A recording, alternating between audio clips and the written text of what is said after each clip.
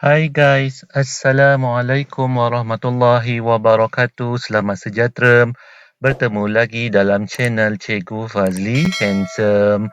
Okey, untuk video kali ini kita akan kembali menyambung pembelajaran kita untuk bahagian yang pertama, siri modul PT3 bagi bab 3 iaitu matematik pengguna, simpanan dan pelaburan kredit dan hutang. Okey, untuk video kali ini kita akan melihat contoh-contoh soalan yang berkaitan dengan bahagian A iaitu soalan pilihan jawapan. Okey, tengok contoh soalan yang pertama. Okey, soalan yang pertama. Antara berikut yang manakah adalah ciri-ciri overdraft?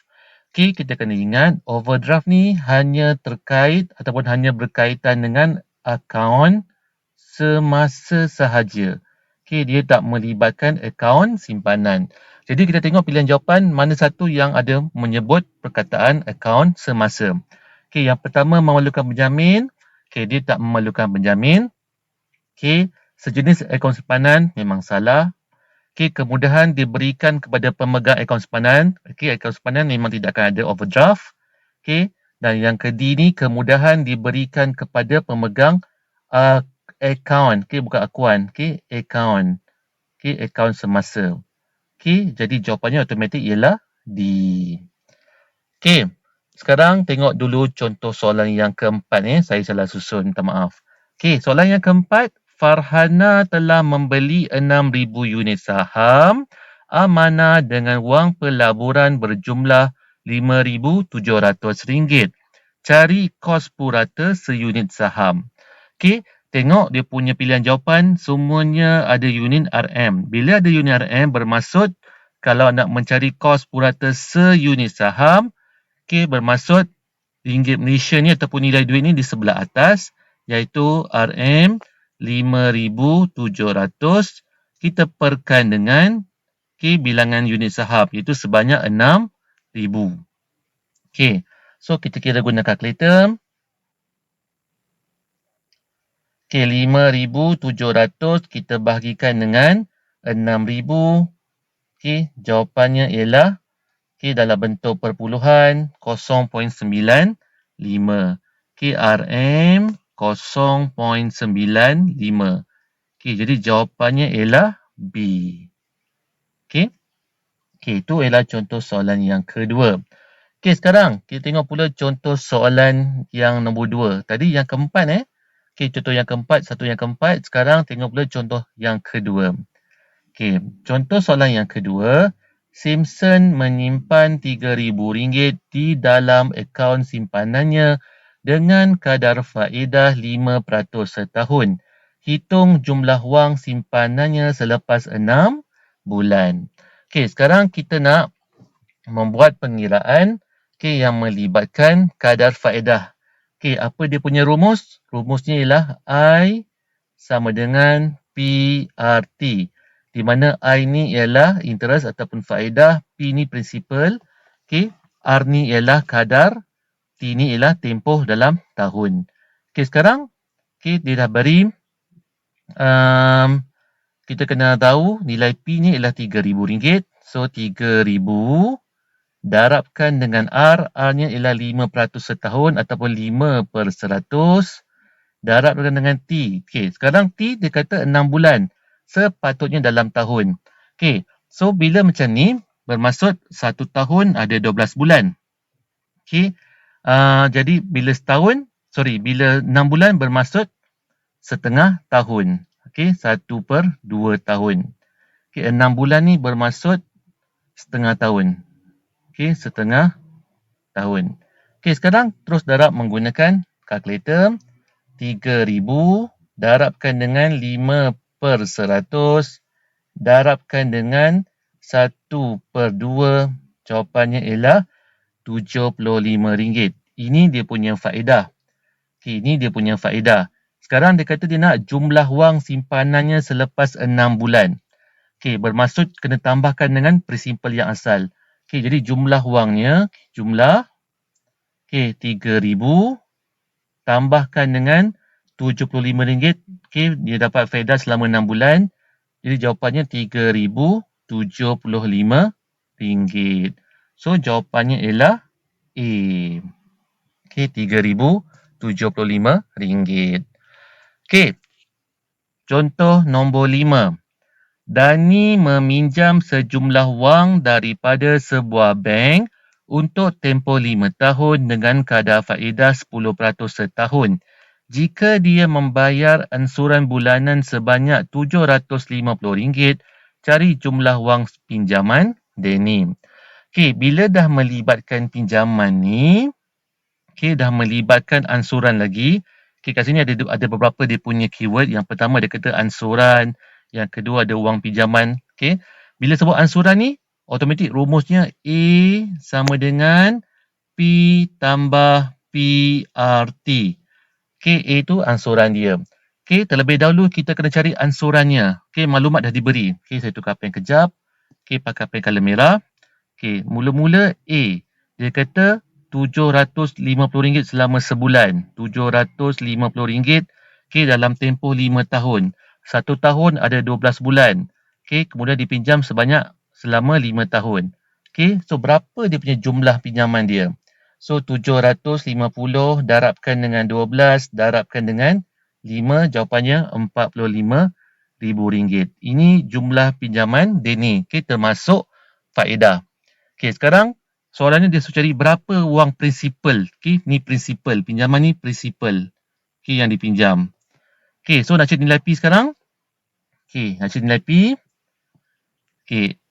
P tak tahu nilainya berapa. Tambah P. R ni ialah ni 10% ataupun 10%. Darabkan dengan T. T ni 5 tahun. Sama dengan RM45,000. A ni ialah RM45,000. Sekarang P, tulis balik P tambah, yang ni kita kena kira. 10%, kita darabkan dengan 5, jawapannya ialah 0.5. Jadi 0.5 P sama dengan RM45,000. Ni 1 1 tambah 0.5 ialah 1.5 P sama dengan RM45,000. Nilai P sama dengan RM45,000 perkan dengan 1.5. Tekan kalkulator. RM45,000 perkan dengan 1.5. Jawapannya ialah RM30,000. So RM30,000 jawapannya ialah C. So langkah bagi nombor 5 ni agak panjang sikit lah sebab dia melibatkan 2 peringkat pengiraan. Sekarang tengok pula contoh soalan yang nombor 3 pula. Contoh soalan yang ketiga. Sejumlah wang disimpan dalam akaun simpanan tetap untuk menerima faedah mudah RM1,840 dalam tempoh 2 tahun pada kadar 8% setahun. Cari jumlah wang itu. Bila sebut pasal faedah, automatik rumusnya ialah I sama dengan PRT. Sekarang nak cari dia punya prinsipal dia. Dia punya jumlah wang ni maksudnya prinsipal. P. Jadi nilai I, I ni 1840 sama dengan P tak tahu. Nilai R ialah 8% ataupun 8%. Darabkan dengan T. T ialah sebanyak selama 2 tahun. Kita boleh kira dulu yang belakang ni. So, kita kira guna kalkulator. 8% darabkan dengan 2. Jawapan ialah 0.16. Jadi 1840 sama dengan 0.16 P. So, nilai P bersamaan 1840 bahagi 0.16. Jadi 1840 bagi 0.16, jawapannya ialah RM11,500.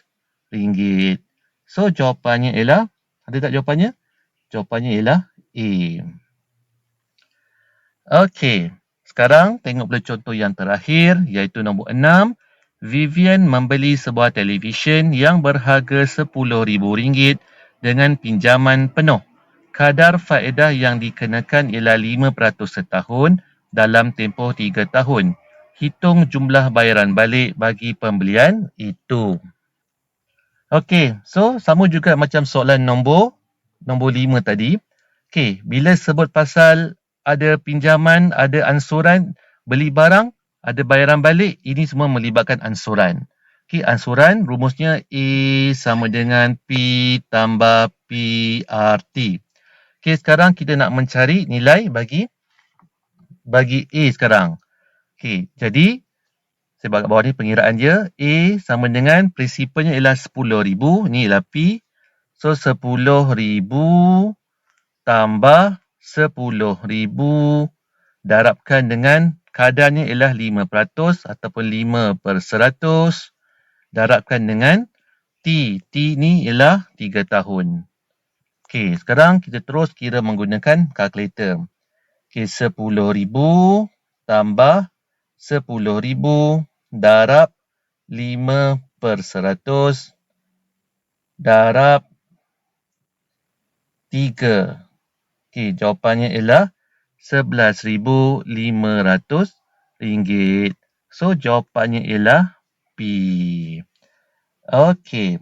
So, kita dah selesai menjawab contoh soalan untuk bahagian A bagi tajuk matematik pengguna simpanan dan pelaburan kredit dan hutang. Okey, cukup dulu untuk video setakat ini. Video yang akan datang kita akan melihat pula contoh soalan yang melibatkan bahagian B dan juga contoh soalan yang melibatkan bahagian C. Okey, seperti biasa, jangan lupa subscribe channel YouTube saya, Cikgu Fazli Handsome. Jika ada sebarang komen, teguran, pertanyaan dan sebagainya, boleh tuliskan pada ruangan komen. Dan jika inginkan nota-nota yang saya gunakan dalam video saya, boleh join channel Telegram saya, Cikgu Fazli Handsome.